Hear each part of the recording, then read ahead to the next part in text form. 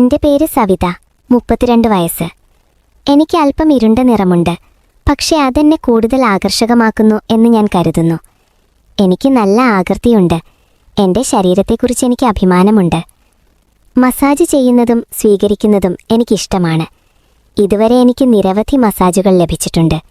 ചിലപ്പോൾ ഒരു സലൂണിൽ, ചിലപ്പോൾ വീട്ടിൽ, ചിലപ്പോൾ സുഹൃത്തുക്കൾ വഴി. എൻ്റെ ശരീരത്തിൽ തൊടാൻ, തലോടാൻ, മസാജ് ചെയ്യാൻ, എനിക്ക് ആ ആശ്വാസം നൽകാൻ, ആരെയെങ്കിലും പ്രേരിപ്പിക്കാൻ ഞാൻ എപ്പോഴും പുതിയ ഒഴികഴിവുകൾ തേടുന്നു.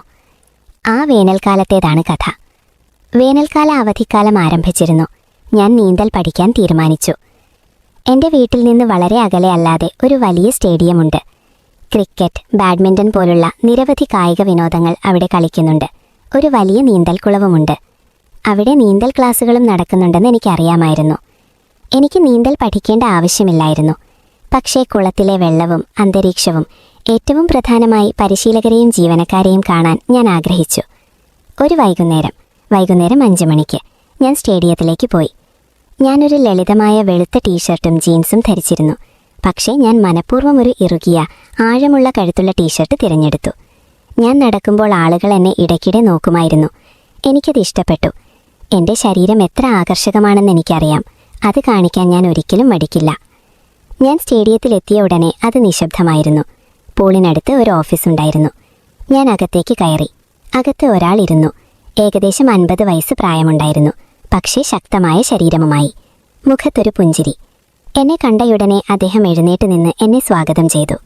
ഹലോ, എനിക്ക് നിങ്ങളെ സഹായിക്കാമോ? അദ്ദേഹം ചോദിച്ചു. ഒരു നീന്തൽ ക്ലാസ്സിൽ ചേരാൻ ഞാൻ ആഗ്രഹിച്ചു. ഞങ്ങളുടെ സംഭാഷണത്തിനിടയിൽ അദ്ദേഹം പ്രധാന പരിശീലകനാണെന്ന് ഞാൻ മനസ്സിലാക്കി. പേര് രാമേശ്വർ. പക്ഷേ എല്ലാവരും അദ്ദേഹത്തെ രാമേശ്വർ സർ എന്ന് വിളിച്ചു. മറ്റേ പരിശീലകൻ അസിസ്റ്റന്റ് കോച്ച് സുരേഷ് ആയിരുന്നു. ഞങ്ങൾ ഫീസ് ചർച്ച ചെയ്തു. ഫീസ് വളരെ കുറവായിരുന്നു. പ്രതിമാസം 800 രൂപ മാത്രം. ഞാൻ ഉടനെ സമ്മതിച്ചു. ഞാൻ ചോദിച്ചു, സാർ, ക്ലാസ് എത്ര മണിക്കാണ്? അദ്ദേഹം പറഞ്ഞു, ലേഡീസ് ബാച്ച് വൈകുന്നേരം 5 മണിക്കാണ്. രാവിലെ ഒരു മിക്സഡ് ബാച്ചുണ്ട്. ഞാൻ വീണ്ടും ചോദിച്ചു, ഇപ്പോഴത്തെ വനിതാ ബാച്ചിൽ എത്ര സ്ത്രീകൾ പങ്കെടുക്കുന്നുണ്ട്? അയാൾ പുഞ്ചിരിച്ചുകൊണ്ട് പറഞ്ഞു, ഇപ്പോൾ 2 പേർ മാത്രമേ വരുന്നുള്ളൂ. പക്ഷേ അവർ സ്ഥിരമായി വരുന്നില്ല. ചിലപ്പോൾ അവർ വരും, ചിലപ്പോൾ അവർ വരില്ല. ഇത് കേട്ടപ്പോൾ എനിക്ക് രഹസ്യമായി സന്തോഷം തോന്നി. കുറച്ചാളുകൾ എന്നതിനർത്ഥം കൂടുതൽ ശ്രദ്ധ, കൂടുതൽ സഹായം, കൂടുതൽ സമാധാനമെന്നാണ്. ഞാൻ ഉടൻ തന്നെ ഫീസ് അടച്ച് വീട്ടിലേക്ക് മടങ്ങി. മടങ്ങുമ്പോൾ ഒരു സ്പോർട്സ് ഷോപ്പ് കണ്ടു. ഞാൻ അകത്ത് കയറി ഒരു നീന്തൽ വസ്ത്രം വാങ്ങി. കറുത്ത 2 പീസ്, മെലിഞ്ഞ മുകൾ ഭാഗവും ഉയർന്ന കട്ടുള്ള താഴത്തെ ഭാഗവും. വീട്ടിലെത്തിയപ്പോൾ ഞാനത് പരീക്ഷിച്ചു നോക്കി. എനിക്ക് ആ പെർഫെക്റ്റ് ഫിറ്റ് ശരിക്കും ഇഷ്ടപ്പെട്ടു. പിറ്റേന്ന് വൈകുന്നേരം നിശ്ചയിച്ച സമയത്ത് ഞാൻ സ്റ്റേഡിയത്തിലെത്തി. ഞാൻ ഇതിനകം എൻ്റെ നീന്തൽ വസ്ത്രം ധരിച്ചിരുന്നു. അതിനു മുകളിൽ ഒരു നേർത്ത ഷർട്ട് മാത്രം ധരിച്ചിരുന്നു. ഞാൻ എൻ്റെ ബാഗിട്ടു. എൻ്റെ ഷർട്ട് ഊരിമാറ്റി പുറത്തേക്ക് വന്നു. അകത്ത് 2 പേർ മാത്രമേ ഉണ്ടായിരുന്നുള്ളൂ. രാമേശ്വർ സാറും സുരേഷും. 2 പേർക്കും ഏകദേശം 50 വയസ്സ്. ഞാൻ അവരെ സ്വാഗതം ചെയ്തു. ഞാൻ ചോദിച്ചു, സാർ, ഇന്ന് ആരും വന്നില്ല? രാമേശ്വർ സാർ പുഞ്ചിരിച്ചുകൊണ്ട് പറഞ്ഞു, ഇല്ല സവിത, ആ 2 സ്ത്രീകൾ പതിവായി വരുന്നില്ല. ഇന്ന് നിങ്ങൾ മാത്രമേ ഇവിടെയുള്ളൂ. വണ്ടി മാറി വരൂ. ഞാൻ പുഞ്ചിരിച്ചുകൊണ്ട് പറഞ്ഞു, സാർ, ഞാൻ ഡ്രസ്സ് കഴിഞ്ഞു. ഞാൻ ബാഗ് വെച്ചിട്ട് പൂളിൻ്റെ അരികിലേക്ക് വന്നു. ഞാൻ പുറത്തിറങ്ങിയ ഉടനെ അവരുടെ 2 പേരുടെയും കണ്ണുകൾ എൻ്റെ ശരീരത്തിലും എൻ്റെ ഇരുണ്ട നിറത്തിലും എൻ്റെ ഇറുകിയ വസ്ത്രത്തിലും ഉറച്ചു നിന്നു. അവർ 2 പേരും ഒരു നിമിഷം സ്തബ്ധരായി. രാമേശ്വർ സാർ തൊണ്ട ശരിയാക്കി പറഞ്ഞു, പൂളിലേക്ക് വരൂ. ആദ്യം കാലുകൾ ചലിപ്പിക്കാൻ പഠിക്കൂ. ഞാൻ വെള്ളത്തിലിറങ്ങി. വെള്ളം തണുത്തതും സുഖകരവുമായിരുന്നു. ഞാൻ കാലുകൾ ചലിപ്പിക്കാൻ ശ്രമിച്ചു. പക്ഷേ എൻ്റെ ശരീരം പൊങ്ങിക്കിടക്കുന്നില്ല. ഞാൻ കഠിനമായി ശ്രമിച്ചു, പക്ഷേ കഴിഞ്ഞില്ല. രാമേശ്വർ സാർ വെള്ളത്തിലിറങ്ങി. അവൻ എന്നെ പിന്നിൽ നിന്ന് പിടിച്ചു. ഒരു കൈ എൻ്റെ വയറ്റിലും മറ്റേ കൈ തുടയിലും. ഇതുപോലെ ചെയ്യൂ, നിന്റെ കാലുകൾ ഇങ്ങനെ നീക്കൂ, പിഗ്, അവൻ പറഞ്ഞു. അവൻ്റെ കൈ പതുക്കെ എൻ്റെ വയറ്റിൽ നിന്ന് മുകളിലേക്ക് വഴുതി വീണു. ഞാനൊന്നും പറഞ്ഞില്ല. പകരം അവൻ്റെ കൈ എന്നെ സ്പർശിക്കാൻ കഴിയുന്ന തരത്തിൽ ഞാൻ കുറച്ചുകൂടി അടുത്തേക്ക് ചാഞ്ഞു. സുരേഷ് പുറത്തു നിന്ന് നോക്കുകയായിരുന്നു. അവൻ്റെ കണ്ണുകളിൽ ഒരു വിചിത്രമായ തിളക്കമുണ്ടായിരുന്നു. ഇത് ദിവസങ്ങളോളം തുടർന്നു. ഞാൻ എല്ലാ ദിവസവും വന്നു. ആ 2 സ്ത്രീകളും ഒരിക്കലും വന്നില്ല. അതിനർത്ഥം ഞാൻ എല്ലായ്പ്പോഴും ഒറ്റയ്ക്കായിരുന്നു എന്നാണ്. രാമേശ്വർ സാറും സുരേഷും എന്നെ ഒരുമിച്ച് പഠിപ്പിക്കും. എന്നാൽ പഠിപ്പിക്കുന്നതിനേക്കാൾ ഉപരിയായി അവരുടെ കൈകൾ എൻ്റെ ശരീരത്തിൽ ചുറ്റിത്തിരിയുമായിരുന്നു. ചിലപ്പോൾ എൻ്റെ വയറ്റിൽ, ചിലപ്പോൾ എൻ്റെ തുടകളിൽ, ചിലപ്പോൾ എൻ്റെ നെഞ്ചിനടുത്ത്. ഒരു നേരിയ സ്പർശം. ഞാൻ ഒരിക്കലും എതിർത്തില്ല. പകരം അവരുടെ കൈകൾക്ക് സുഖം തോന്നാൻ അനുവദിക്കുന്ന ചലനങ്ങൾ ഞാൻ മനഃപൂർവ്വം ചെയ്തു. ഒരു ദിവസം ഞാൻ പരിശീലിക്കുകയായിരുന്നു പൂളിൽ. ഞാൻ ചാടി കാലുകൾ ചലിപ്പിക്കാൻ തുടങ്ങി. രാമേശ്വർ സാർ എന്നെ പിടിച്ച് സഹായിക്കാൻ തുടങ്ങി. അദ്ദേഹത്തിൻ്റെ കൈ എൻ്റെ തുടയിലേക്ക് നീണ്ടു. ഞാൻ ഒന്നും മിണ്ടിയില്ല, പുഞ്ചിരിച്ചു. സുരേഷ് അത് കണ്ടു. ഉടനെ വെള്ളത്തിലേക്ക് ചാടി. ഇപ്പോൾ അവർ എന്നെ ഒരുമിച്ച് പഠിപ്പിക്കുകയായിരുന്നു. ഒരാൾ പിന്നിൽ നിന്നും മറ്റൊരാൾ മുന്നിൽ നിന്നും. എൻ്റെ നെഞ്ച് വെള്ളത്തിൽ വിറയ്ക്കുന്നുണ്ടായിരുന്നു. അവരുടെ കൈകൾ അതിനെ താങ്ങി. കുറച്ച് ദിവസങ്ങൾക്ക് ശേഷം ഞാൻ മനഃപൂർവ്വം വസ്ത്രം മാറാൻ തുടങ്ങി. വസ്ത്രം മാറുന്ന മുറിയിൽ. തുടക്കത്തിൽ ഞാൻ പുറത്തു പോകുമായിരുന്നു. ഞാൻ ഒരു തവണ മാത്രമേ വസ്ത്രം മാറാറുണ്ടായിരുന്നുള്ളൂ. പക്ഷേ ഇപ്പോൾ ഞാൻ മുറിയിലേക്ക് പോകും. വാതിൽ തുറന്നിടും. ഞാൻ പതുക്കെ എൻ്റെ വസ്ത്രം അഴിച്ചു മാറ്റി നെഞ്ച് തുറന്നു കാട്ടും.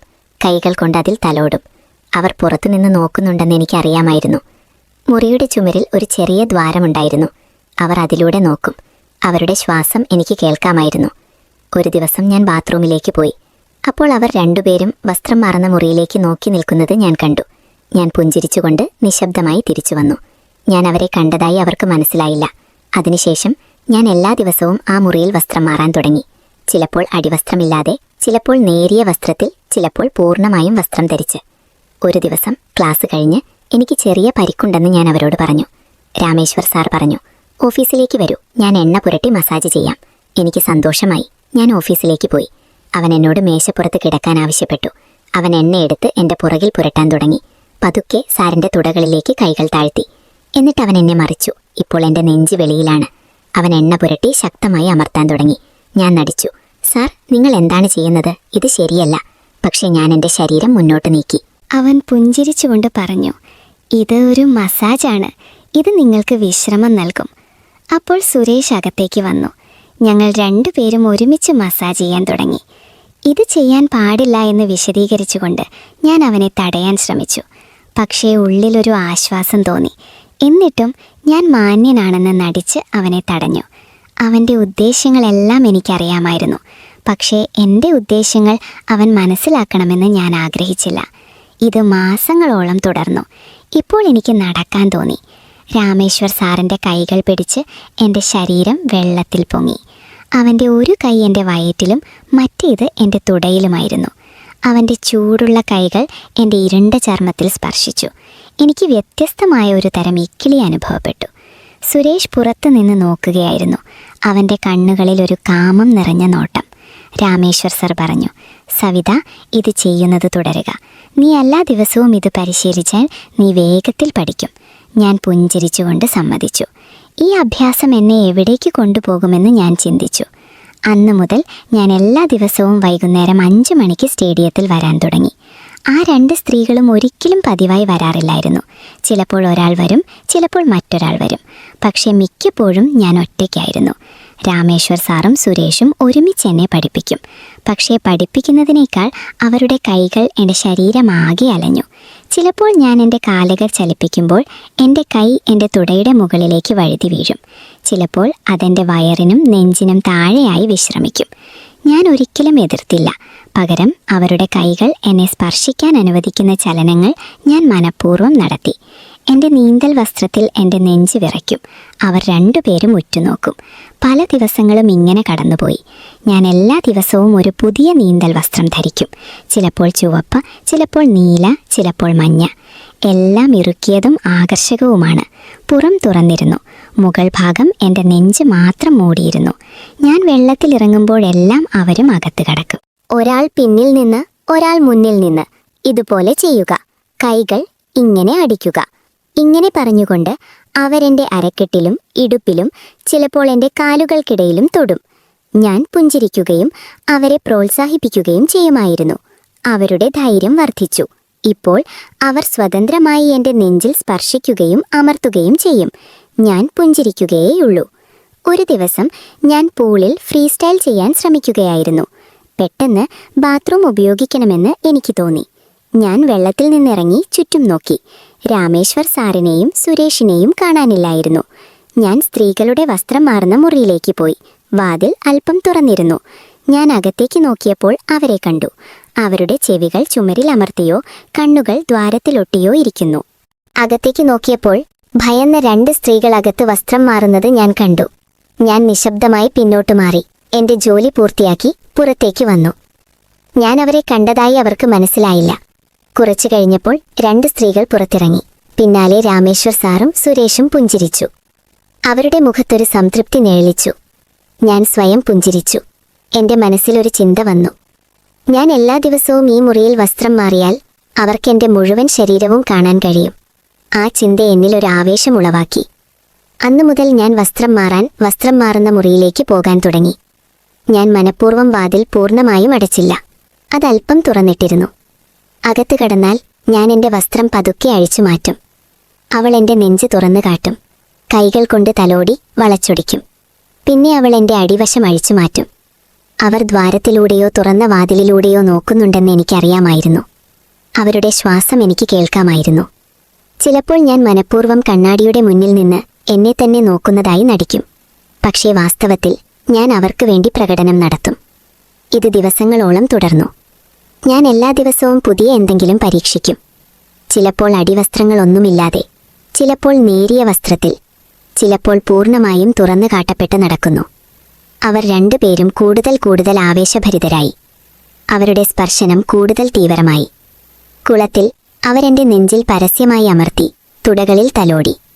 ഞാൻ പുഞ്ചിരിച്ചുകൊണ്ട് സർ അങ്ങനെ ചെയ്യരുതെന്ന് പറയും. പക്ഷെ ഞാൻ എന്റെ ശരീരം മുന്നോട്ട് തള്ളി. ഒരു ദിവസം 2 സ്ത്രീകളും വന്നില്ല. ഞാൻ ഒറ്റയ്ക്കായിരുന്നു. ഞാൻ കുളത്തിൽ പരിശീലിക്കുകയായിരുന്നു. ഞാൻ വെള്ളത്തിലേക്ക് ചാടി.